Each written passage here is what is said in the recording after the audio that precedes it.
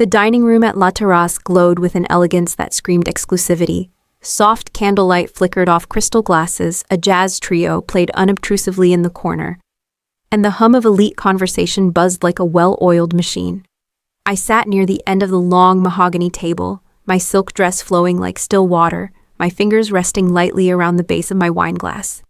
I'd been here before dozens of times in rooms like this, surrounded by men like these.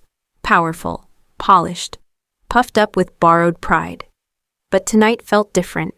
Not because of the venue or the menu, but because of the smirk on my husband's face. Ethan stood with a scotch in hand, the spotlight of attention fixed on him as if he were born beneath it. "Let's all raise a glass," he declared with the charismatic grin that always masked his sharp edges. "To hard-working wives, especially the ones who haven't worked a real job in 3 years?" He looked straight at me when he said it. Dead on, no wink, no punchline. Just a clean jab in front of half a dozen of his colleagues, all senior executives at Mitchell Systems. Brandon snorted, nearly spilling his drink. Jake laughed a little too hard, elbowing Mark, who leaned back with a lazy grin and said, "Unpaid internships are still technically work, right?" The laughter rolled down the table like an avalanche. I smiled politely, chin slightly dipped, but my eyes didn't follow the room. They stayed fixed on the red swirl in my glass. Ethan, high on momentum, wasn't finished.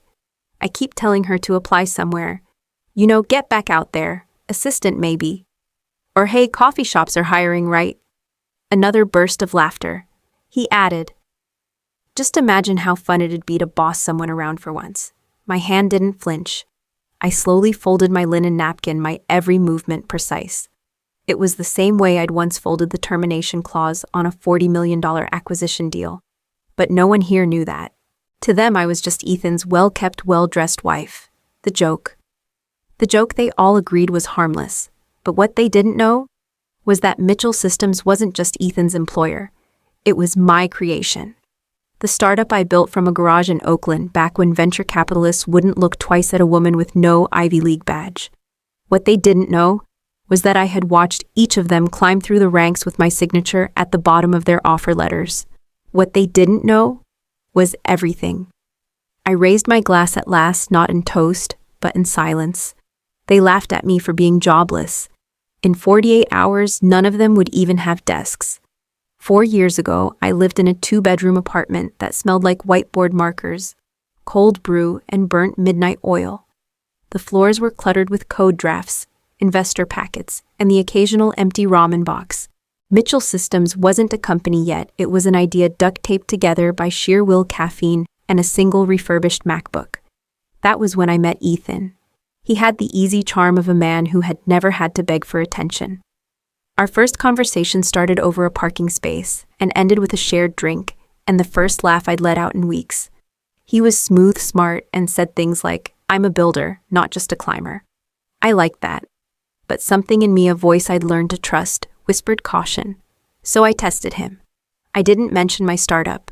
I told him I did freelance financial consulting, irregular gigs, nothing too stable. I let him believe my car was mine. It wasn't. It was my assistant's borrowed for the weekend, and that I rented the apartment because I couldn't yet afford better, not because I'd sunk everything into seed capital. I kept my name off the press, off the funding paperwork, even off LinkedIn. I wanted to know who Ethan was when he thought I had nothing. And for a while, he passed the test. He cheered me on cooked dinner on the nights I claimed I lost another client, sent sweet texts during pitch meetings he didn't know I was leading. We married 2 years later. But something shifted after the wedding bands were on. He began suggesting I take a little break from my hustle. At first, it was subtle comments wrapped in concern. But slowly the tone changed. He talked more, listened less. He started measuring my worth in productivity, then in passivity. He thought I was standing still. I wasn't. I was watching, studying. Every dismissal, every offhand comment, every time he said, "You're lucky to have me." I logged it. My silence wasn't submission. It was surveillance. He married a woman he thought he could mold, but I already owned the clay. They called themselves the Core Four. Jake, Brandon, Mark, and Ethan, a tight-knit circle of power suits and tighter egos. At company functions, they laughed too loudly, In meetings, they spoke over others. And every Friday, they occupied the corner booth at Quinn's bar like it was a war room, though the only thing they ever conquered was conversation. To the outside world, they were Mitchell Systems' dream team, Director of Product Jake, Head of Operations Brandon, and HR Chief Mark. All recruited over the past 5 years. All handpicked by Ethan. All convinced they were the spine of the company. I watched from the shadows they never thought to check. I saw the way Brandon cut corners to make quarterly numbers look rosier, shuffling expenses between departments like a shell game. I saw Jake approve features that weren't tested, pushing releases too soon just to claim credit. And Mark, the one who was supposed to protect the employees, was the most dangerous of them all. Complaints about inappropriate jokes, pressure to stay late, whispered stories from interns, all swept into silence with phrases like, just a misunderstanding, or worse. That's how tech works. I began collecting whispers. A new hire in marketing left after just 3 weeks, said the culture was hostile in ways you couldn't report. A female engineer transferred departments because Jake didn't like her tone. One intern was asked to fetch coffee for Brandon's golf buddies during work hours and told to smile more when she didn't look friendly enough. None of them knew that the ghost in the tailored dresses walking through the building twice a week was the woman who signed their performance bonuses. Ethan bragged about building a culture of winners, but I saw the rot behind the glass walls, how they propped each other up, covered for one another, manipulated every metric to suit their version of the truth. It wasn't just ego, it was contamination. Mitchell Systems had once been a place where talent rose by merit, not by backroom brunches. Now that meritocracy bent under the weight of unchecked arrogance, and it all started with the men who thought they were untouchable. They didn't just underestimate me, they infected everything I built. My name was Emma Reed. At least that's what the resume said. Sparse work history, a communications degree from a small state college 3 years off the grid to take care of a sick parent. No LinkedIn, no references. A profile built to be easily overlooked, just enough potential to justify an interview, but nothing impressive enough to be remembered. I created Emma to walk through the same doors I once opened with ambition and sweat. I wanted to see my company not from the boardroom, but from the waiting room. On a rainy Tuesday, I showed up in a wrinkled blazer flats from a thrift store, and a nervous smile rehearsed in my bathroom mirror. No assistant, no driver. Just me and a manila folder full of lies. The receptionist barely looked up. The interview room smelled faintly of stale coffee and overconfidence. Jake Products, Jake Head of Operations Brandon, and HR Chief Mark. All recruited over the past 5 years. All handpicked by Ethan. All convinced they were the spine of the company. I watched from the shadows they never thought to check. I saw the way Brandon cut corners to make quarterly numbers look rosier, shuffling expenses between departments like a shell game. I saw Jake approve features that weren't tested, pushing releases too soon, just to claim credit. And Mark, the one who was supposed to protect the employees, was the most dangerous of them all. Complaints about inappropriate jokes, pressure to stay late, whispered stories from interns. All swept into silence with phrases like, just a misunderstanding, or worse. That's how tech works. I began collecting whispers. A new hire in marketing left after just 3 weeks, said the culture was hostile in ways you couldn't report. A female engineer transferred departments because Jake didn't like her tone. One intern was asked to fetch coffee for Brandon's golf buddies during work hours and told to smile more when she didn't look friendly enough. None of them knew that the ghost in the tailored dresses walking through the building twice a week was the woman who signed their performance bonuses. Ethan bragged about building a culture of winners, but I saw the rot behind the glass walls, how they propped each other up, covered for one another, manipulated every metric to suit their version of the truth. It wasn't just ego, it was contamination. Mitchell Systems had once been a place where talent rose by merit, not by backroom brunches. Now that meritocracy bent under the weight of unchecked arrogance, and it all started with the men who thought they were untouchable. They didn't just underestimate me, they infected everything I built. My name was Emma Reed. At least that's what the resume said. Sparse work history, a communications degree from a small state college 3 years off the grid to take care of a sick parent. No LinkedIn, no references. A profile built to be easily overlooked, just enough potential to justify an interview, but nothing impressive enough to be remembered. I created Emma to walk through the same doors I once opened with ambition and sweat. I wanted to see my company not from the boardroom, but from the waiting room. On a rainy Tuesday, I showed up in a wrinkled blazer flats from a thrift store, and a nervous smile rehearsed in my bathroom mirror. No assistant. No driver. Just me and a manila folder full of lies. The receptionist barely looked up. The interview room smelled faintly of stale coffee and overconfidence. Jake, Brandon, and Mark sat behind the sleek metal table like a jury with nothing better to do. They didn't recognize me, not even a flicker of familiarity. "Walk me through your resume," Jake said, lounging like a king at rest. I took a few years off. I began softening my voice, stuttering just enough to fit the script. Family stuff. "But I'm ready to work again," Mark raised an eyebrow. "So you've basically been unemployed since 2019, Brandon snorted. "It's bold to walk in here thinking you can just start over." They didn't ask about my skills. They didn't ask about my goals. They asked if I could handle basic admin software, if I owned a car, if I'd be okay getting coffee once in a while. It wasn't just condescending, it was clinical, barely employable. Mark muttered to Brandon not quite quietly enough. They dismissed me after 12 minutes. No handshake, no eye contact. I walked out slowly, my head slightly bowed, not in defeat, but in perfect performance. Behind me, the door clicked shut like a final note in a requiem. I didn't need a second interview. I didn't need a follow-up email. I had seen all I came to see: how the men at the top treated those they deemed beneath them. 15 minutes in that room told me everything I needed. They were fireable. By sunrise, I didn't sleep much after the interview, not because of nerves, but because my adrenaline had found purpose. I called in my team. Not the ones on payroll, the real team. The ones whose names didn't appear on org charts. A digital forensics analyst in Atlanta. A private investigator in Palo Alto. A former FBI cybercrime specialist who owed me a favor. Over encrypted calls and burner emails, we began to dig. And what we found made my stomach tighten with every new file. First came the financial discrepancies. Brandon had rerouted marketing budgets to vendors that didn't exist, shell companies traced back to his cousin in Arizona. Ethan signed off on them all in quarterly reports. Then came the data leaks. Jake had been consulting on the side for a startup called StratusGrid, a direct competitor.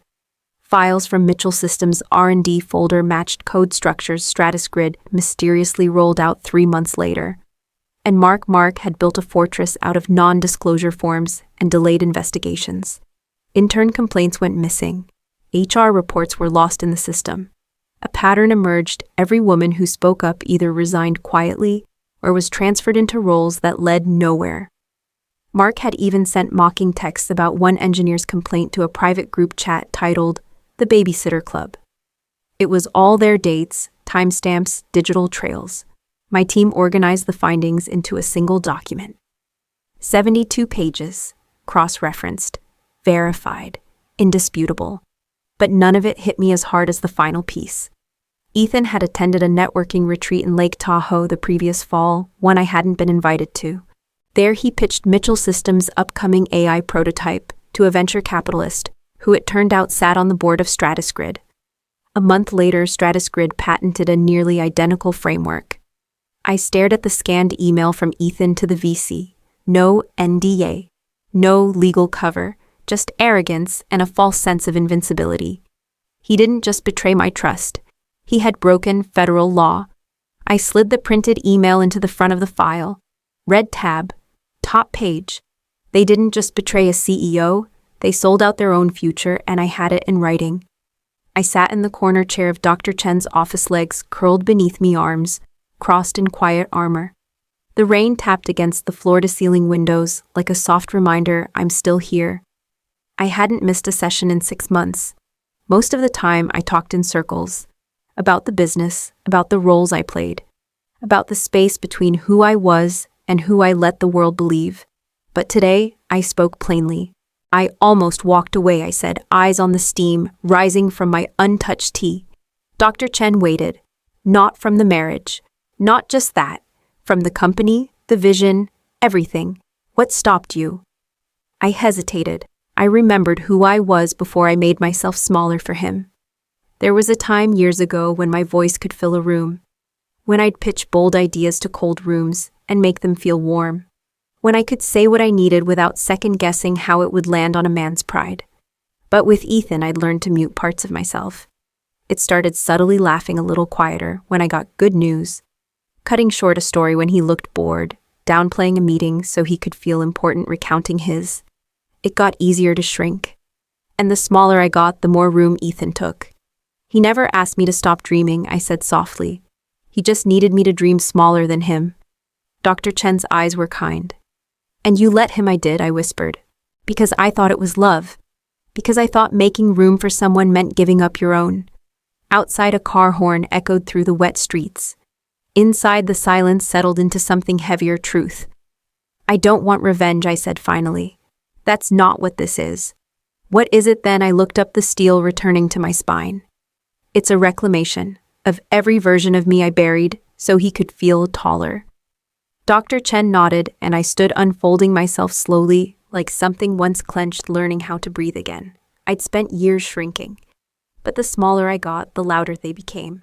The boardroom at Mitchell Systems was a polished temple of ego glass walls, a 10-foot projection screen, and an oval table large enough to seat 15 people who all believed they were the smartest in the room. At precisely 9:00 a.m., I stepped inside. Not as Emma Reed, not as Ethan's quiet wife, as the CEO. I wore navy, no jewelry, no smile. The room fell silent when they saw me. Ethan, seated near the center, blinked twice, like the light had shifted. His mouth opened, but no words followed. "What are you doing here?" he finally asked, trying to keep his voice low, casual, like this was some misunderstanding I'd come to clear up quietly. "I'm here to lead," I said. I slid a thick folder across the table, then placed a second one beside it. Both sealed, both marked. Mark reached for the first. "I wouldn't," I said calmly. "I'll be walking you through it." Jake shifted in his chair. Brandon leaned back, his usual arrogance melting at the edges. I clicked the remote. The projector screen behind me lit up with names, transactions, time-stamped emails. This, I said, is the documented pattern of theft, abuse of authority, and data compromise, involving 4 senior executives: Ethan Mitchell, Mark Bennett, Jake Fields, and Brandon Carr. Mark raised his hand, half laughing. "Lauren, this is Mr. Bennett," I cut in. "You'll speak when spoken to." You'll also notice that the document includes messages from your private Slack channel and text records that were subpoenaed last week. The room stiffened. A few board members looked around, others leaned forward, scanning the digital exhibit as if reading their own fates in it. I continued, my voice steady each slide, delivering another blow: embezzlement reports, non-disclosed partnerships, harassment claims. I had waited for this moment, not for satisfaction, but for justice that couldn't be undone. "I move for immediate termination of all 4 employees," I said clearly, "effective today." No one spoke. The silence was agreement. The chairman of the board gave a slow nod. Motion passed. Security entered quietly. Ethan's eyes darted. "You won't get away with this," he hissed. I didn't blink. I already did. They didn't recognize me when I walked in. But they bowed when I walked out. The storm had passed, but the air inside Mitchell Systems still buzzed with the residue of fear. I didn't call it a purge. I called it an audit. In the days following the firings, I met quietly with department heads. I asked questions that made them shift in their chairs, questions about culture, transparency, and choices. I didn't yell. I didn't threaten. But when someone flinched at the idea of accountability, their time was already up. Silence had been currency here, and too many had been buying comfort with it. Managers who didn't know what Mark was covering up, directors who didn't notice Brandon's expense reports or Jake's back-channel meetings, leaders who watched interns cry in elevators and told themselves it was none of their business. They weren't corrupt, just complicit. I had no space for either. By the end of the week, 4 more executives were gone, escorted out without press releases or exit applause. In their place came something better. Deja Carter walked through the glass doors on Monday morning in a cobalt blue blazer and box braids tied back like armor. 3 years ago, she had been a rising star on the machine learning team. She reported harassment, And Mark buried the complaint. Weeks later, she voluntarily resigned. I had called her personally. "I don't want you back as an engineer," I had said. "I want you leading the new innovation lab." Now Deja stood in the center of her old floor, looking around with steady eyes, unafraid. And she wasn't alone. Others returned to coders, analysts, designers once shoved aside or passed over. Their resumes had been strong. Their silence had been inconvenient. No more. Rebuilding didn't start with products. It started with people. And this time I would build a company that didn't just tolerate integrity, it ran on it. They left behind silence. I replaced it with voices that finally mattered. Ethan tried to spin it, tried to claim wrongful termination, slander, breach of contract. He filed a lawsuit within a week, his new lawyer releasing a half-baked statement about vindictive leadership and fabricated claims. It didn't last. I didn't respond publicly. I didn't have to. The documents I'd shared with the board were real. The forensic audit was airtight. And once the press caught wind, once the leaked files started circulating among reporters, it was over. Within 2 weeks, Tech Times ran the headline, "Mitchell Systems Scandal CEO Exposes Corruption from Inside Her Own Marriage." Subpoenas followed. So did silence from Ethan's friends, his golf buddies, his VC contacts. No one returned his calls. No one wanted their name attached to a man whose LinkedIn profile now read, "Looking for new opportunities." His assets were frozen during the investigation. The car was repossessed. The condo sold at a loss. His parents stopped answering his emails. His brother released a vague statement about family accountability. His attorney dropped him after the second missed payment. And then the final unraveling. A divorce filing from Ethan's second wife. The one he'd married 6 months after me. She cited emotional deceit, financial dishonesty, and public disgrace.